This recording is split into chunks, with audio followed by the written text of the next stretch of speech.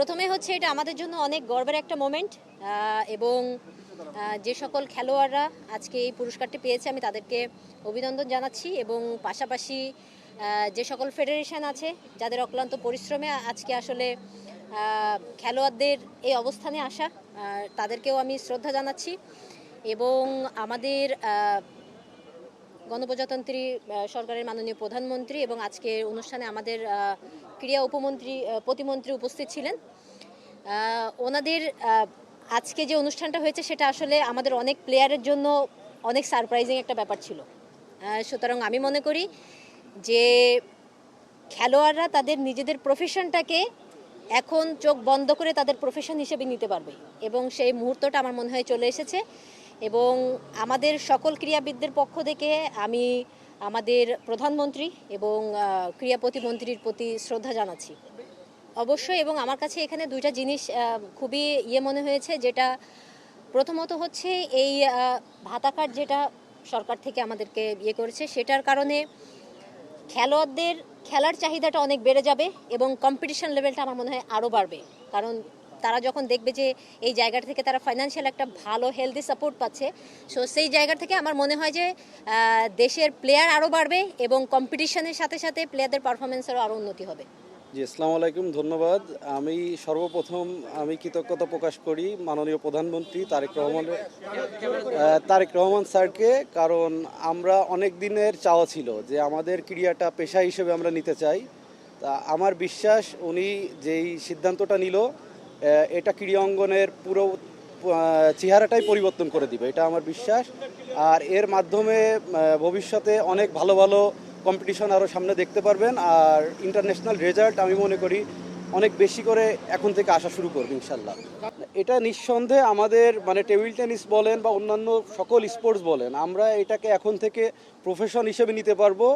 আর বিগত দিনে আমাদের যে পিছুটানটা ছিল, অর্থনৈতিক যেই অসক্ষমতার জায়গাটা ছিল, এটা এখন আমাদের মাননীয় প্রধানমন্ত্রী, এই সরকার, এনাদের প্রতি আমি কৃতজ্ঞতা জানাই। এনারা আমাদের এই জায়গাটা ফিল আপ করে দিল আর কি এখন থেকে। হ্যাঁ, অবশ্যই, কারণ 3-4 মাস পরপর যেহেতু চেঞ্জ হবে, তো আরও প্লেয়ারদের মধ্যে আরও উৎসাহ বাড়বে এবং তাদের মধ্যে আরও কম্পিটিশন যে ভাবটা ওটা তৈরি হবে এবং যারা আমরা এই পর্যায়ে আসছি আমরা সবাই চেষ্টা করব যে আরও ভালো কিছু করার এবং পারফরমেন্সটা ধরে রাখার।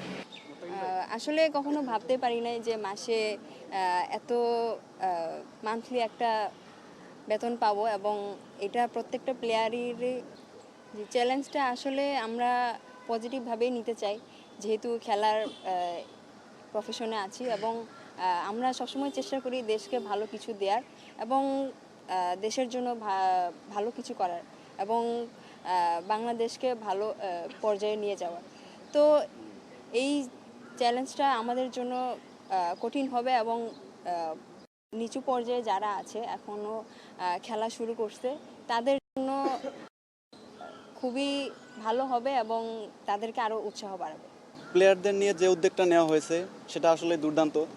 এতে করে আমাদের দেশের যে খেলোয়াড়রা আছে এবং যারা খেলতে ইচ্ছুক তারা অনেক আগ্রহী হবে, কেননা যেখানে ভবিষ্যৎ নাই সেখানে তো কেউ যেতে চায় না, সবাই একটা নির্দিষ্ট ভালো একটা ভবিষ্যতের দিকে আগাইতে চায়।